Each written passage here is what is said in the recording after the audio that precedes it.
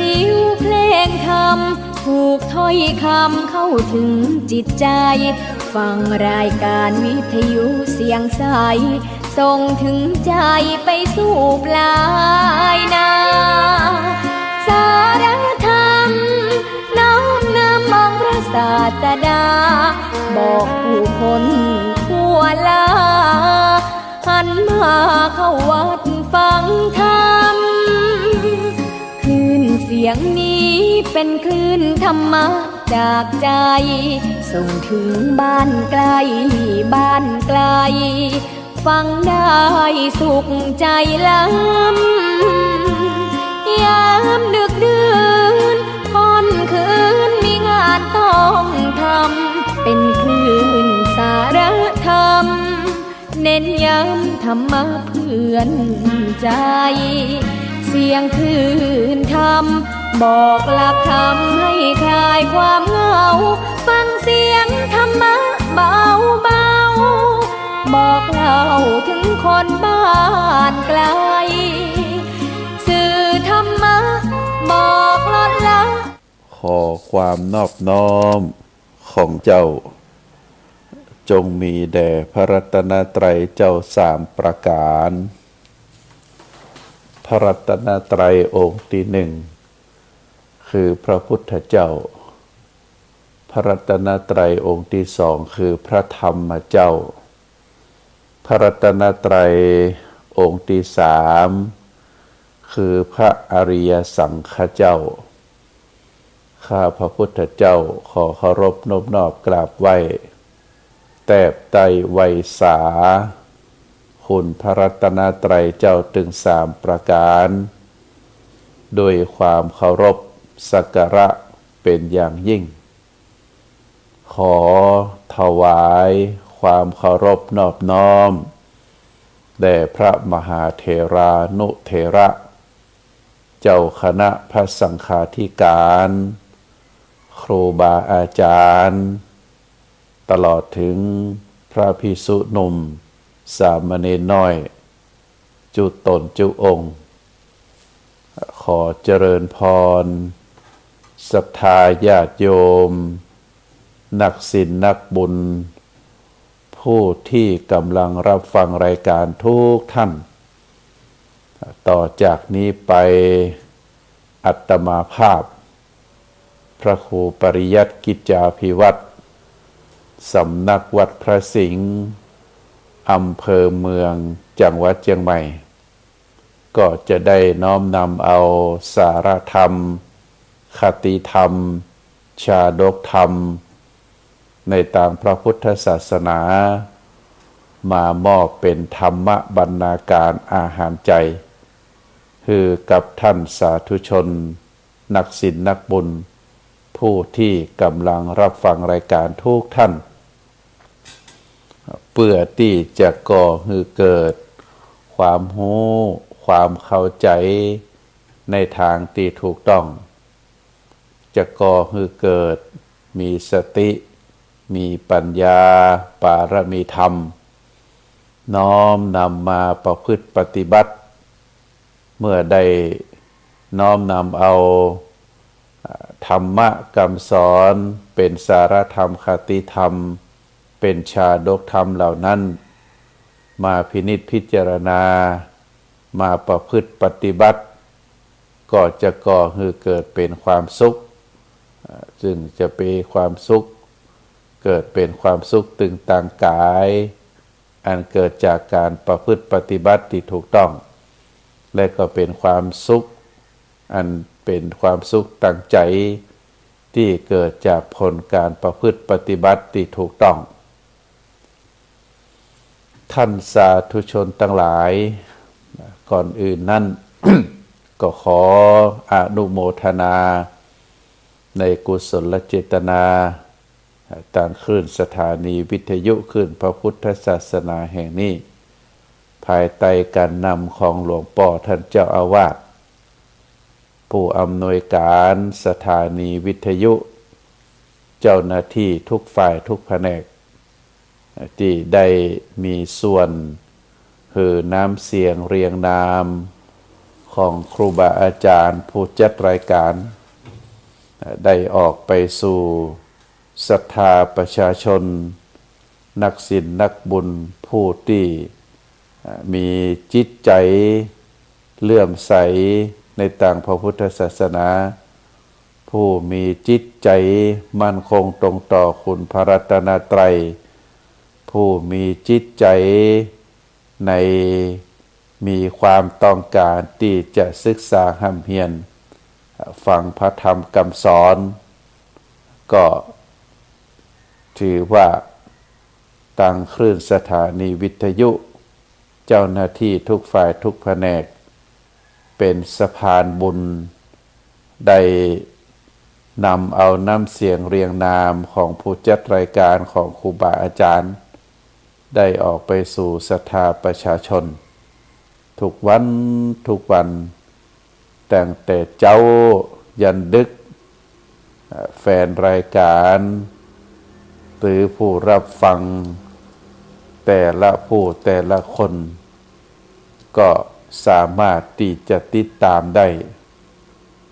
ซึ่งบางผู้บางคน เปิ้นก็ชอบแนวตลกขบขันบางผู้บางคนเปิ้นก็ชอบฟังการเทศน์แบบธรรมวัตรแบบทำนองตั้งเหนือเฮาบางผู้บางคนเปิ้นก็ชอบแบบแนวธรรมะปืน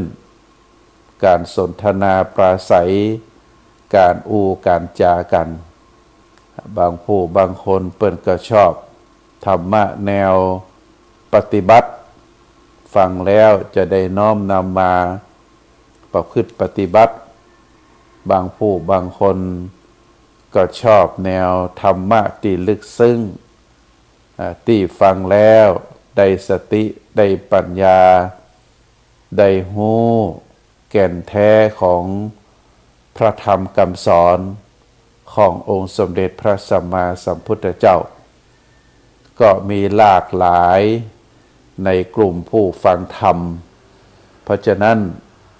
ศรัทธาญาติโยมนักศีลนักบุญผู้ที่กำลังรับฟังรายการก็จะได้เลือกเอาธรรมะเหล่านั้นที่ครูบาอาจารย์ได้น้อมนำมาแต่ละวันก็เพื่อที่จะคือถูกนิสัยถูกอัธยาศัยถูกจิตถูกใจของแต่ละผู้แต่ละคนเพราะคนเฮานั้นแต่ละคนนั้นมีนิสัยแตกต่างกันนิสัยบางคนก็ชอบไปแหมแนวหนึ่งบางคนก็ชอบไปแหมแบบอย่างหนึ่งก็เลือกเอาเปิ้นบอกว่าพระพุทธศาสนาก็เปรียบเหมือนกับส่วนดอกไม้มีดอกไม้นานาพันธุ์บางต้นของดอกไม้ก็ออกดอกที่มีกลิ่นหอมสีอาจจะบสดสวยงดงามบางต้นก็ออกดอกไม้ที่มีสีสันงดงาม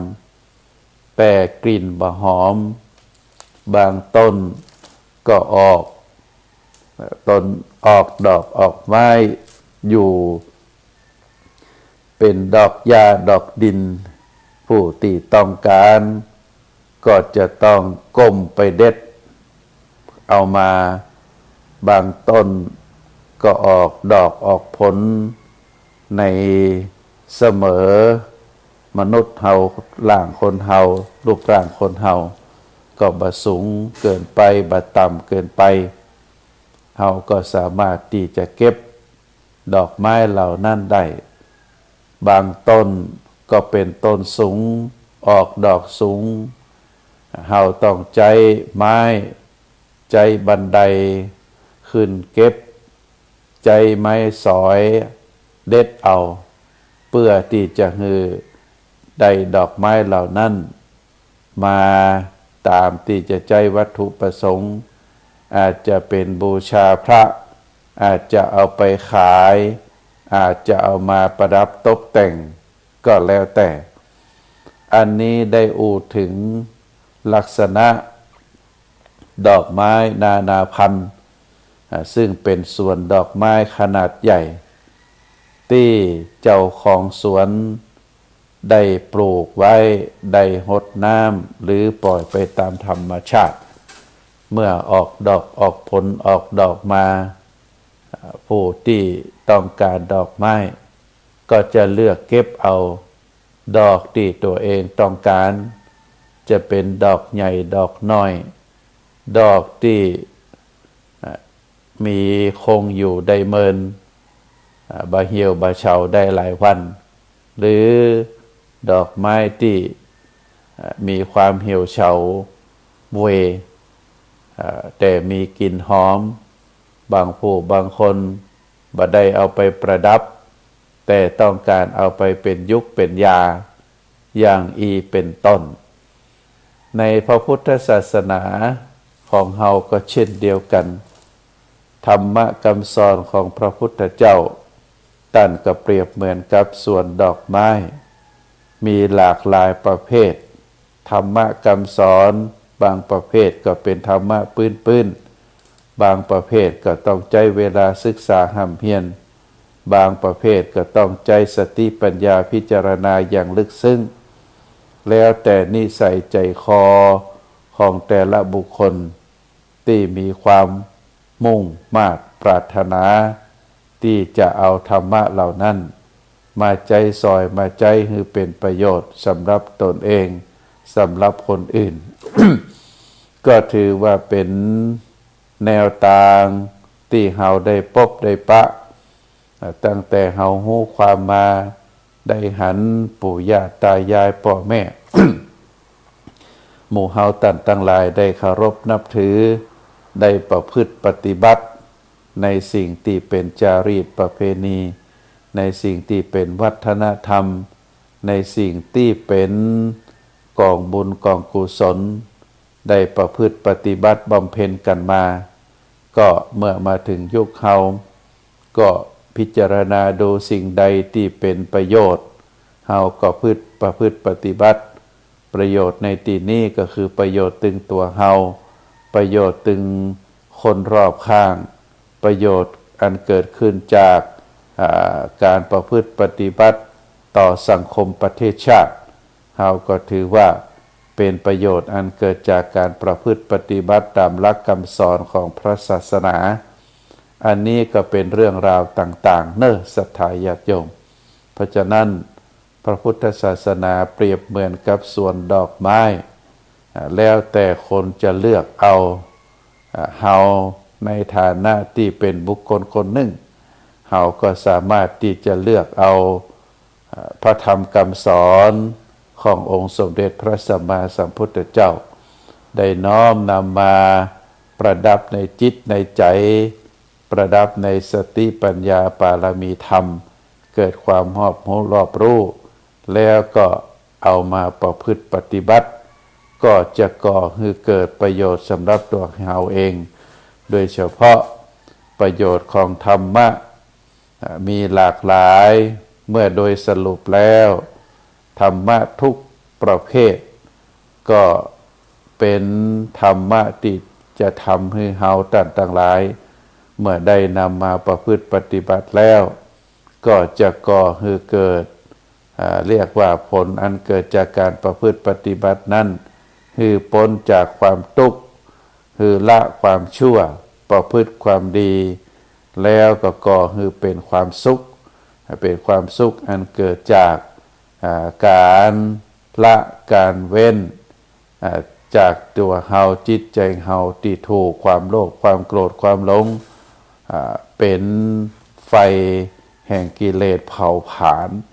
คือเฮาตั้งหลายได้ได้รับความทุกข์ความทรมานเมื่อได้ธรรมะคำสอนมาชโลมใจมาประพฤติปฏิบัติเป็นแสงสว่าง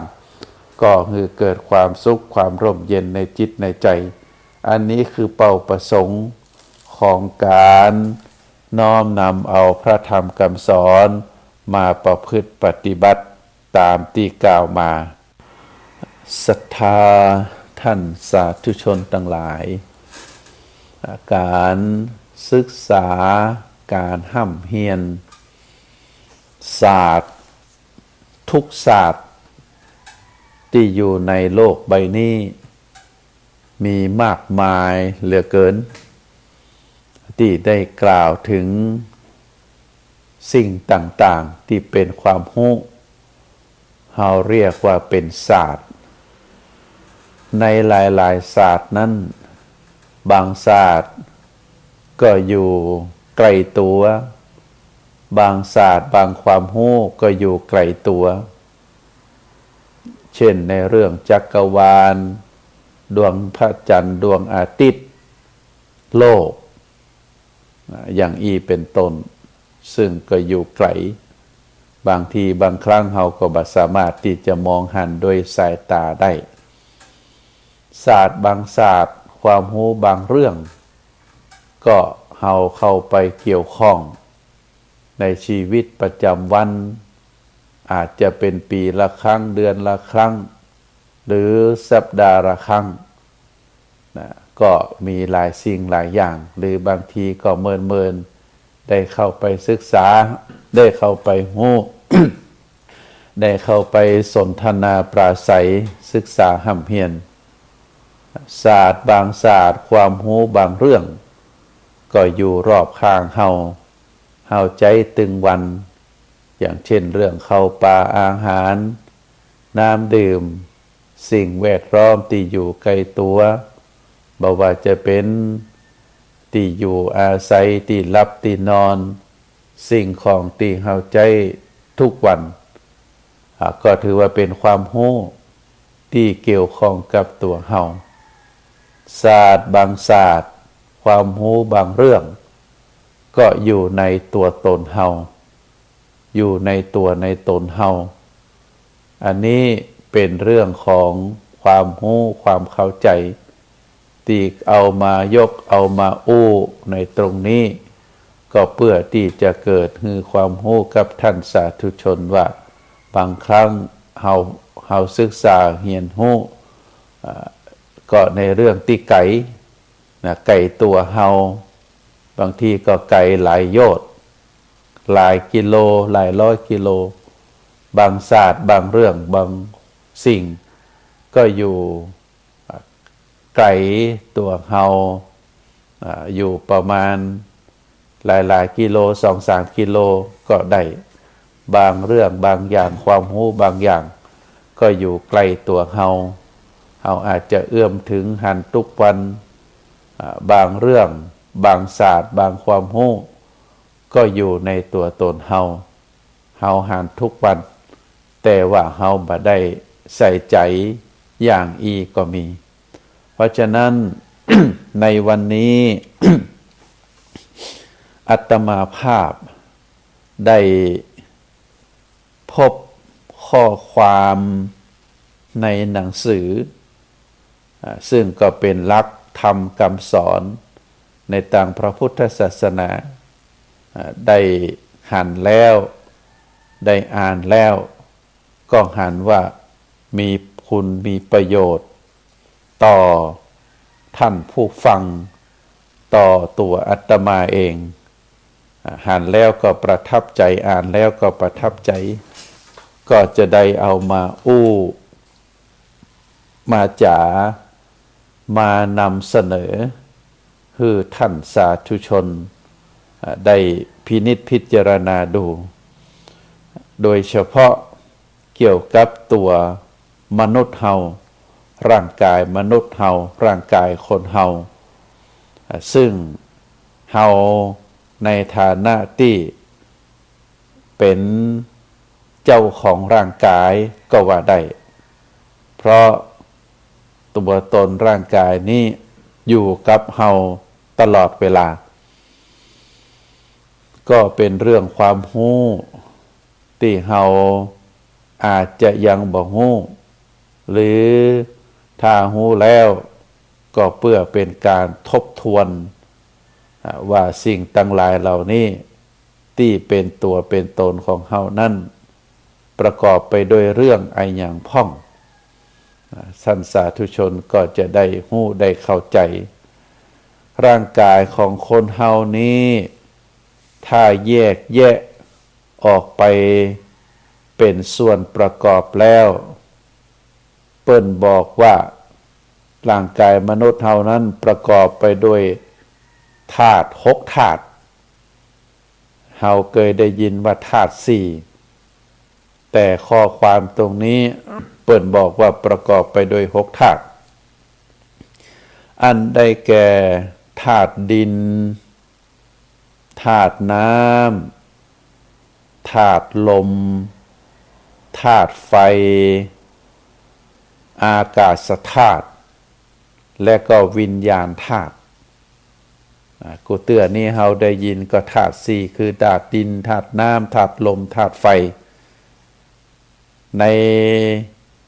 ตรงนี้เปิ้นเพิ่มมาแหม2ธาตุเนื้อศรัทธาญาติโยมก็คืออากาศธาตุและก็วิญญาณธาตุใน6ธาตุนี้เปิ้นบอกว่ามีธาตุเดียวเท่านั้นที่รู้สึกที่มีความรู้สึกบางทีก็เรียกว่าเป็นธาตุรู้ก็คือวิญญาณธาตุ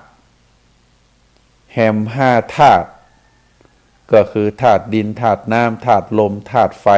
อากาศธาตุเป็นธาตุบอดเป็นธาตุที่มีความรู้สึกบ่ได้จึงบ่ฮู้ว่าตัวเองเป็นธาตุดินธาตุน้ำธาตุลมธาตุไฟและก็อากาศร่างกายมนุษย์ของเฮาทุกคนเกิดขึ้นมาจากการรวมตัวของธาตุทั้ง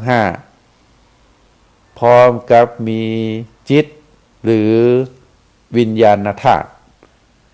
เข้ามาปฏิสนธิในร่างวิญญาณธาตุของมนุษย์มี5ชนิดชนิดที่1เรียกว่าจักขุวิญญาณก็คือจิตส่วนที่เชื่อมกับประสาทตาและลูกในตาเมื่อมองหันภาพมองหันรูปจิตก็จะมองหันภาพนั้นตัวเนื่องจากภาพที่ตกกระทบตาจะถูกส่งผ่านประสาทมายังจิตอันนี้เป็นวิญญาณธาตุประเภทที่1วิญญาณธาตุประเภทที่2ก็คือโสตวิญญาณคือจิตส่วนที่เชื่อมกับประสาทหูคานวิญญาณก็คือจิตส่วนที่เชื่อมกับประสาทจมูกชิวหาวิญญาณก็คือจิตส่วนที่เชื่อมกับประสาทลิ้นกายวิญญาณก็คือจิตส่วนที่เชื่อมกับประสาทผิวหนังทั่วร่างกายแล้วก็6มโนวิญญาณก็คือใจวิญญาณธาตุของมนุษย์เฮาตึงหมดตึงมวลนี้ก็จึงทำให้เฮาได้ทำให้จิตมองหันรูปภาพทำให้จิตได้ยินเสียงทำให้จิตได้กลิ่นทำให้จิตได้รับรู้รสและรับรู้การสัมผัสทางผิวหนังซึ่งเกิดความรู้สึกร้อนรู้สึกหนาวรู้สึกสบายรู้สึกบ่สบายคล้ายกับว่าจิตมีตามีหูมีจมูกมีลิ้นแล้วก็มีกายของมันเพราะเมื่อจักขุวิญญาณได้หันรูปก็จะลากรูปนั้นไปที่มโนวิญญาณก็คือใจ เมื่อโสตวิญญาณได้ยินเสียงก็จะลากเอาเสียงนั้นไปที่มโนวิญญาณเมื่อหูเมื่อจมูกได้รับกลิ่นก็จะรากกลิ่นนั้นเข้าไปที่มโนวิญญาณเมื่อลิ้นได้รับรสก็จะลากเอารสนั้นไปที่มโนวิญญาณ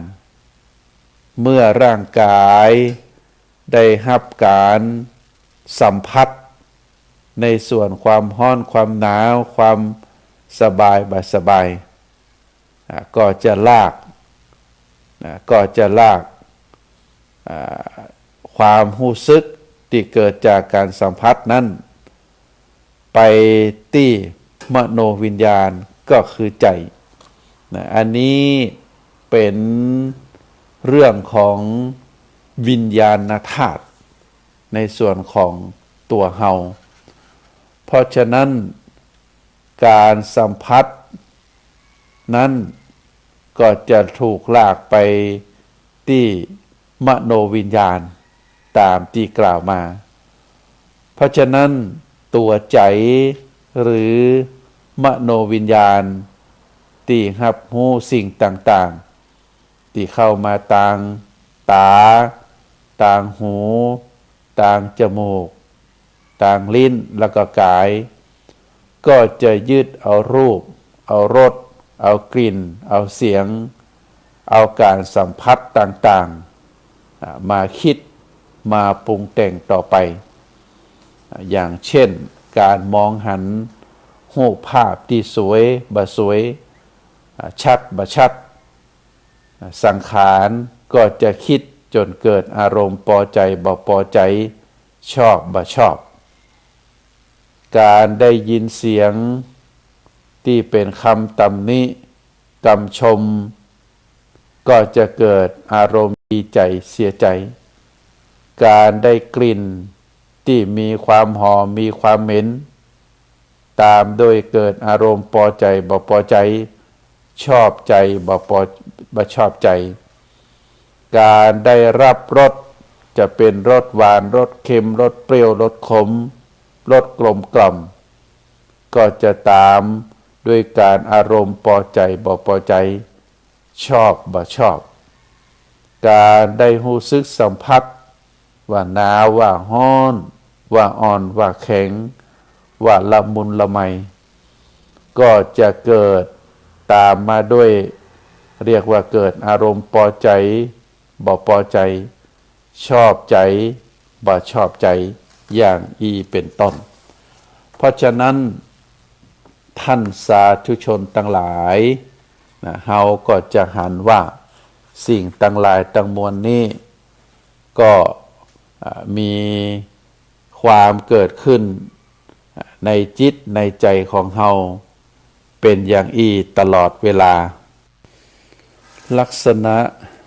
ที่ว่ามาอย่างนี้ก็คือความพอใจความบ่พอใจ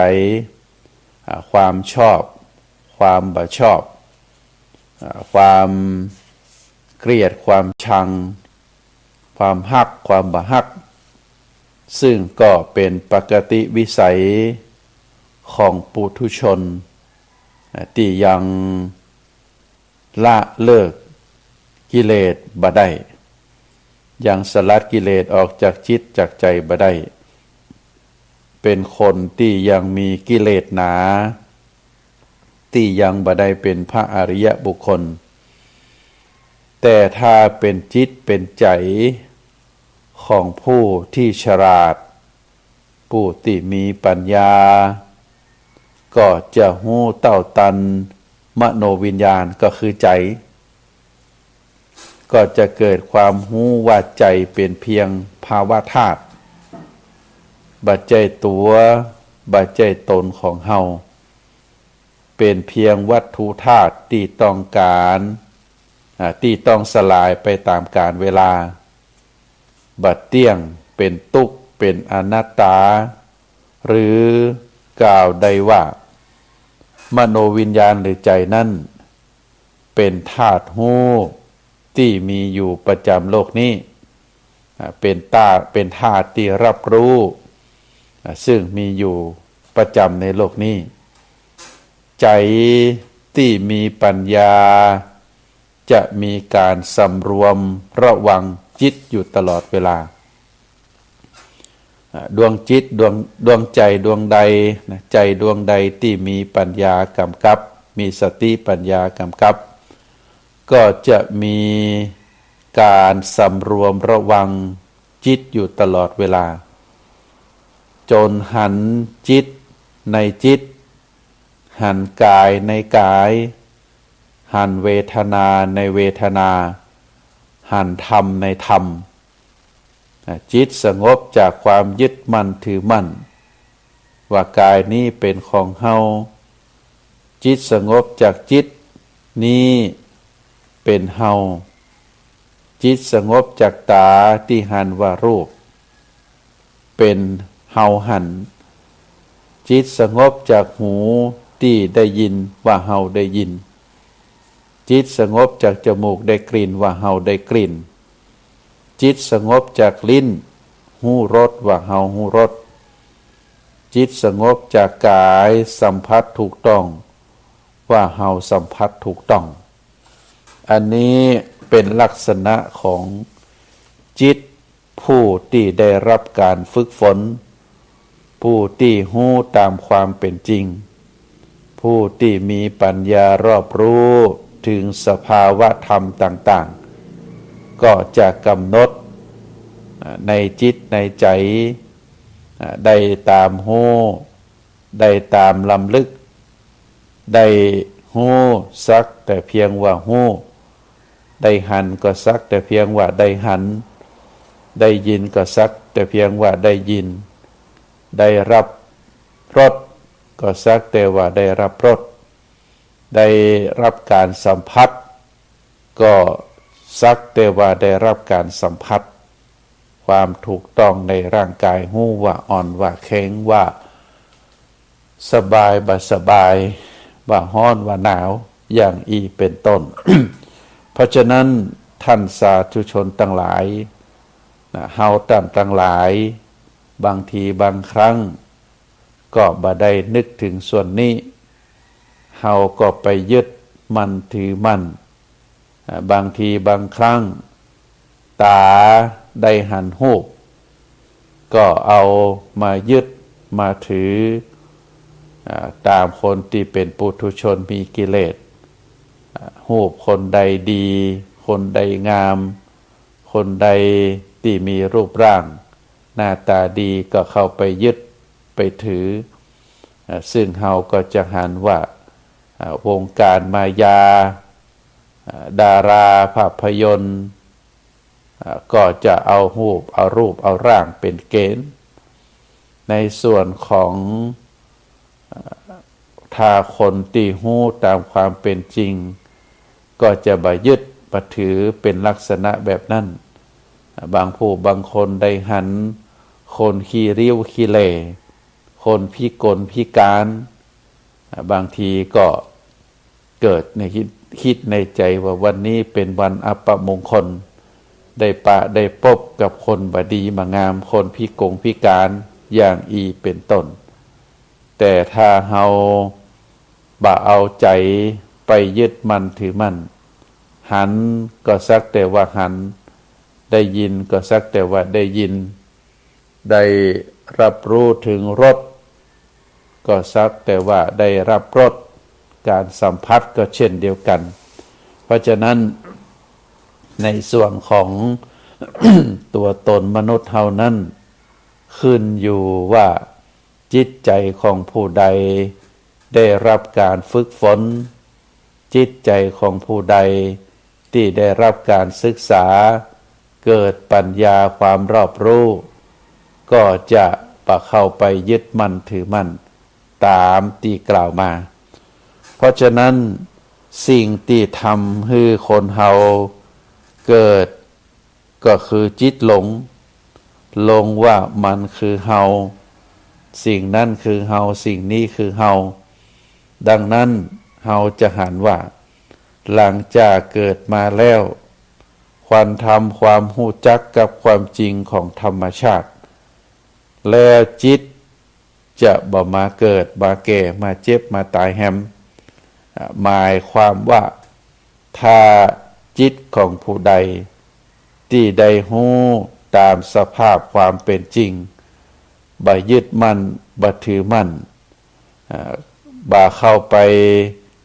ยึดถือฮือปล่อยวางฮือสละฮือพิจารณาตามความเป็นจริงเฮาก็สามารถที่จะสลัดความยึดมั่นถือมั่นเหล่านั้นแล้วก็สามารถที่จะสลัดความโลภความโกรธความหลงคือหมดไปจากจิตจากใจได้เพราะว่าจิตใจของเฮานั้นได้รู้ตามความเป็นจริงนะเอาเป็นสิ่งที่เฮาจะต้องยุดนิ่งจิตของเฮาฮือยุดฮือดับความยึดมั่นถือมั่นก็จะเป็นสิ่งที่คือเกิดความรู้สึกว่าเนื้อหนังร่างกายนี้บ่ใช่ตัวบ่ใช่ตนของเฮามีความรู้สึกว่าจิตใจบ่ใช่ของเฮาเป็นเพียงแต่ธาตุทั้งหกที่เป็นของโลกบ่ได้เป็นของไผเกิดความรู้สึกว่าตัวเฮาเองเป็นผู้มาเยือนเท่านั้นเฮาบ่ต้องห่วงอะหยังบ่ต้องวิตกอะหยังตอนมาเฮาก็มาคนเดียวตอนแก่เฮาก็แก่คนเดียวตอนเจ็บเฮาก็เจ็บคนเดียวตอนตาย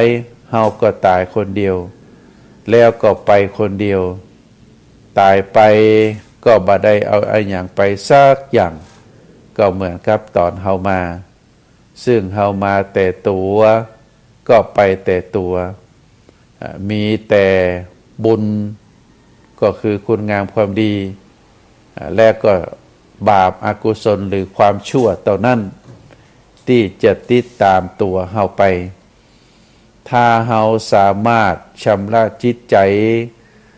ฮืออยู่เหนือดีเหนือชั่วได้แล้วเปิ้นบอกว่านิพพานก็จะอุ้มจิตไปถ้าเฮาสามารถชำระจิตใจฮืออยู่เหนือความดีความชั่วนิพพานก็จะอุ้มจิตเฮาไปดังนั้นองค์สมเด็จพระสัมมาสัมพุทธเจ้าพระพุทธองค์ได้เทศนาแก่พระสาวกรูปหนึ่งชื่อว่าพระพาหิยะพระพุทธองค์ได้ตรัสว่าเธอจงทำตาของเธอสักแต่ว่าหันเธอจงทำหูของเธอสักแต่ว่าได้ยินเธอจงทำจมูกของเธอสักแต่ว่าได้กลิ่นเธอจงทำลิ้นของเธอสักแต่ว่าได้รับรสเธอจงทำกายของเธอสักแต่ว่าได้สัมผัสผ่านผิวหนังจิตจะบ่ไปอยู่ในสุขติและทุกขติเพราะจิตบ่ได้เกิดความยินดียินร้ายอะหยังจิตแค่รับทราบว่าสิ่งนั้นเกิดขึ้นเท่านั้นรับทราบแล้วก็เฉยบ่คิดอะหยังต่อไปบ่คิดอะหยังต่อว่ามีการสรรเสริญมีการนินทาเพราะกรรมสรรเสริญหรือกรรมนินทาเกิดขึ้นแล้วก็ดับไปรักษาจิตให้สงบบ่ปล่อยให้จิตรกรุงรังกับเรื่องที่บ่เป็นประโยชน์ เฮาต้องรักษาจิตรักษาใจให้เป็นคือฮู้ว่าร่างกายฮู้ว่าจิตบ่ใช่ของเฮาร่างกายบ่ใช่ของเฮาจิตบ่ใช่ของเฮาเมื่อจิตเข้ามาปฏิสนธิในร่างกาย ที่อยู่ในครรภ์ของแม่เฮาก็จะปะความ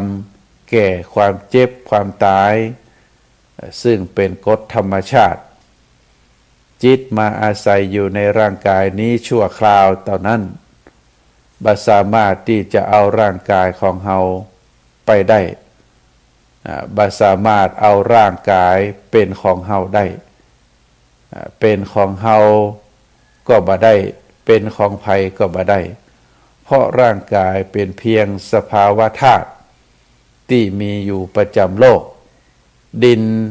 ก็คือดินของโลกลมก็คือลมของโลกน้ำก็คือน้ำของโลกไฟก็คือไฟของโลก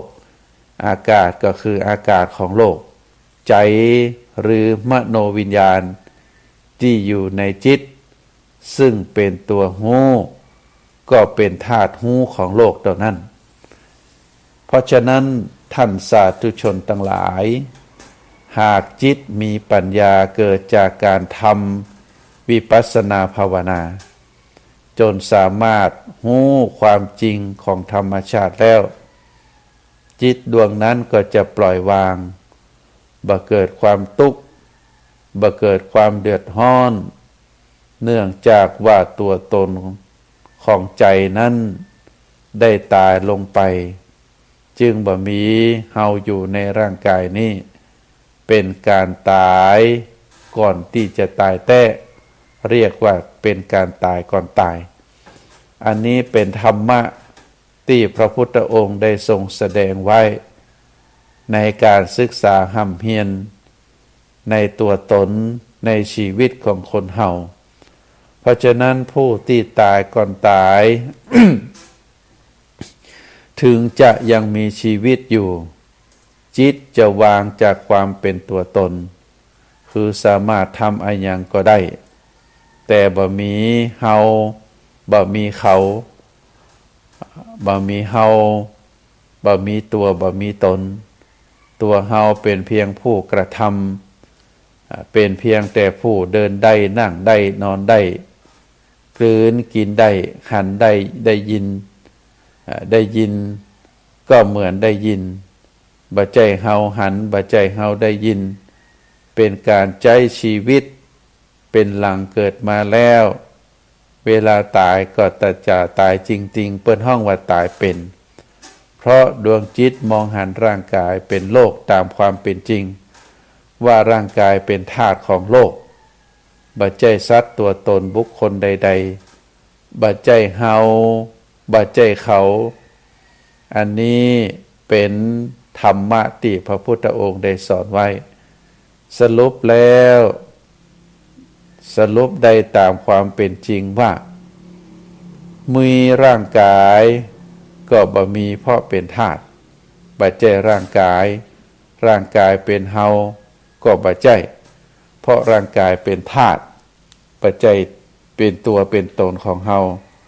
ธาตุต่างๆที่อยู่ในร่างกายอันได้แก่ดินก็บ่ใจของเฮาน้ำก็บ่ใจของเฮาลมก็บ่ใจของเฮาไฟก็บ่ใจของเฮาอากาศก็บ่ใจของเฮาดวงจิตนี้ก็บ่ใจของเฮาเพราะเป็นวิญญาณธาตุถ้าเฮาได้พิจารณาถึงสิ่งต่างๆที่ว่ามานี้ก็จะเป็นความรู้ความเข้าใจที่แท้จริงตามหลักพระพุทธศาสนามนุษย์ที่ใช้ชีวิตแบบมีชีวิตเป็นจะบ่เกิดความทุกข์เพราะมีความเข้าใจว่าชีวิตเป็นของชีวิต ที่เกิดขึ้นตามกฎของอนิจจังทุกขังอนัตตาเมื่อชีวิตเป็นของชีวิตชีวิตนี้จึงบ่ใจ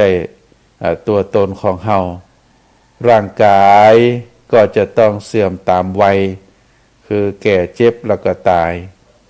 ส่วนมนุษย์ที่หลงผิดมีจิตที่หลงจิตซึ่งเฮาก็เรียกว่าเป็นอวิชชาจะมีชีวิตแหมแบมคือใจชีวิ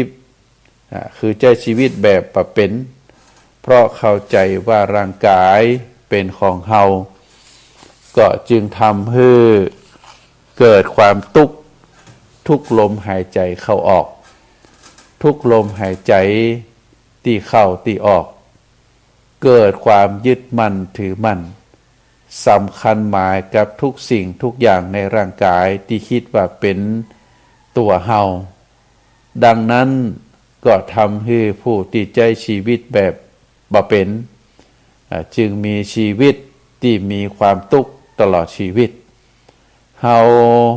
เกิดความเศร้าโศกวิปโยคอาลัยลำพันธ์ร้องห่มร้องไห้เสียดายวิตกกังวลฝ่ายดีก็วิตกฝ่ายบ่ดีก็วิตก มีฮักมีจังมีสุขมีทุกข์มีพอใจบ่มีพอใจมีห่วงแหนเรียกว่ามีบ่เป็นมีชีวิตที่บ่เป็นแม้แต่สิ่งที่มีอยู่นี่ก็เอาไปบ่ได้ถ้าบ่ต้องการแก่บ่ต้องการเจ็บบ่ต้องการตายแฮมแล้วก็ให้พิจารณาว่าสิ่งต่างหลายเป็นสิ่งที่บ่น่าพึงปรารถนาเพราะฉะนั้นเฮาจึงกล่าวได้ว่าการมาเกิดเป็นมนุษย์ก็คือการเกิดมาที่จะมาศึกษาธรรมชาติทำจิตให้เข้าถึงธรรมะทำจิตให้เข้าถึงธรรมะคือมองหันว่าร่างกายเป็นอนัตตาบัดเที่ยงมีการเปลี่ยนแปลงมีการเสื่อมลงอยู่ตลอดเวลาจิตเป็นอนัตตาเมื่อตั้งร่างกายแล้วก็จิตบัดเที่ยงจึงบ่มีตัวบ่มีตนการที่หันว่ามีร่างกายความจริงแล้วร่างกายบ่มีการเปลี่ยนแปลงฮือจิตใจชีวิตเป็นถึงแม้ว่าความคิดยังมีอยู่แต่คนคิดบ่มีแล้วการดื่มการกินการเดินการยืนการนั่งการนอนก็ยังมีอยู่แต่บ่มีผู้ดื่มบ่มีผู้กินบ่มีผู้ยืนบ่มีผู้เดินบ่มีผู้นั่งบ่มีผู้นอนถึงแม้ต่างยังมีอยู่แต่เปรียบเหมือนกับบ่มีผู้เดินเพราะฉะนั้นก็เป็นคำสอนเป็นลักษณะแบบนี้ขอให้เฮาท่านทั้งหลายนึกอยู่เสมอว่าความตายปรากฏแก่มนุษย์ทุกคนตั้งแต่คืนแรกของการปฏิสนธิในครรภ์ของมารดานั่นคือการเดินก้าวเข้าไปสู่ความแก่ความเจ็บแล้วก็ความตายขอให้ทุกคน ได้รักษาจิตรักษาใจให้เป็นคือรักษาจิตให้บ่มีให้บ่เป็นเมื่อบ่มีเฮาก็บ่เป็นเฮาบ่เป็นของเฮากายบ่ใจของเฮาจิตบ่ใจของเฮาความหูบ่ใจของเฮาทุกสิ่งทุกอย่างบ่ใจของเฮาแต่เป็นของที่มีสำหรับโลกเมื่อสามารถรักษาจิตรักษาใจวางจิตวางใจแบบนี้ได้ก็ถือว่าเป็นผู้ที่มีความรู้ความเข้าใจตามหลักสัจธรรมของมนุษย์เฮาเพราะฉะนั้นท่านสาธุชนทั้งหลายสิ่งทั้งหลายที่ว่ามานี้ก็ถือว่าเป็นเรื่องราวเป็นสัจธรรมที่พระพุทธองค์ได้สอนไว้เป็นธรรมะที่ลึกซึ้งก็ฝากให้ศรัทธาญาติโยมลองพินิจพิจารณาดูในวันต่อไปครั้งต่อไปก็จะเอามาอธิบายเพิ่มเติมมาสาธยายมามาจาบางทีบางครั้งนิสัยของคนเฮาครั้งเดียวก็ยังบ่เข้าใจหลายครั้งบางทีก็ยังเบลอก็จำเป็นจะต้อง มามาจามากล่าวคือหลายๆครั้งเพื่อที่เราจะใจปัญญาพิจารณาตามพระธรรมคำสอนเหล่านั้นเราก็จะได้ปะตามความเป็นจริงตามที่เราควรจะศึกษาถือว่าศาสตร์อื่นเรื่องอื่นก็เป็นเรื่องที่อยู่ไกลตัวศาสตร์ความรู้ที่ได้นำมาในวันนี้เป็นความรู้เป็นศาสตร์ที่อยู่กับตัวกับตนเฮาที่เฮาควรจะศึกษาหำเพียรเพื่อที่จะได้เกิดความรู้ความเข้าใจที่แท้จริงเป็นความรู้ความเข้าใจอันเกิดจากตามความเป็นจริงเป็นหลักสัจธรรมที่พระพุทธองค์ได้สอนไว้เมื่อเฮาได้รู้ได้เข้าใจอย่างแท้จริงแล้วเฮาก็จะดำเนินชีวิตด้วยความบ่ยึดมั่นถือมั่นจะปล่อยวางจะเกิดความโล่งความโปร่งความสบายจากที่เฮาต้องยึดมั่นถือมั่นอันนั่นก็ของเฮาอันนี้ก็ของเฮาลูกเฮาผัวเฮาสามีเฮาภรรยาเฮาทรัพย์สมบัติเฮาตัวตนของเฮาเข้าไปยึดมั่นถือมั่นเมื่อมีการเปลี่ยนแปลงเมื่อมีการตายสูญสลายไปบางทีจิตใจดวงนั้นก็กระวนกระวายบ่สามารถที่จะทำให้จิตให้ใจนั้นได้เป็นปกติสุขใดแต่ถ้าหากว่าเฮาท่านทั้งหลายได้กระทำบำเพ็ญศึกษาหำเพียรถึงสิ่งที่เฮาท่านทั้งหลายได้รู้ได้เข้าใจบางครั้งบางคราวเฮาก็จะเกิดความรู้ความเข้าใจว่าสิ่งต่างๆที่เฮาลงมาที่เฮาหลงยึดเฮาถือมานั้นจริงๆแล้วก็บ่ใจมีความจริงสักอย่างบ่ใจมีเป็นตัวเป็นตนสักอย่างบ่ควรจะเข้าไปยึดมันถือมันทุกสิ่งทุกอย่างนั้นมันเป็นของโลกอยู่ประจำโลก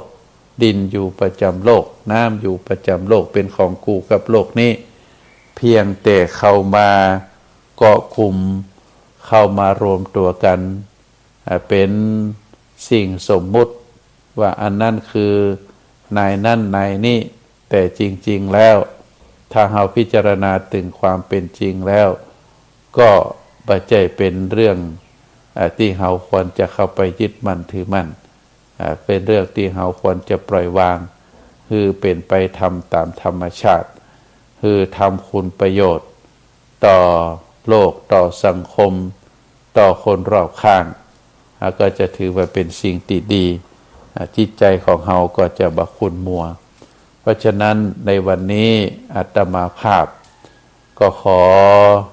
นำรายการจากท่านสาธุชนไปก่อนเด้อไว้โอกาสหน้าเราก็จะได้มาปะมาพบมามาจากันเพื่อที่จะทำให้เราท่านทั้งหลายได้รู้ตามความเป็นจริงว่าชีวิตของเราแท้ๆมีความประสงค์อะไรยังจุดมุ่งหมายชีวิตของเราแท้ๆคืออะไรยังเรารู้เราเข้าใจแล้วก็จะได้ดำเนินชีวิตไปด้วยความถูกต้องก็ขอฝากสาระธรรมเรื่องราวต่างๆที่ได้นำมาในวันนี้คือท่านสาธุชนได้พินิจพิจารณาในสุดท้ายของรายการอาตมาภาพพระครูปริยัติกิจจาภิวัตรก็ขอตั้งจิตอธิษฐาน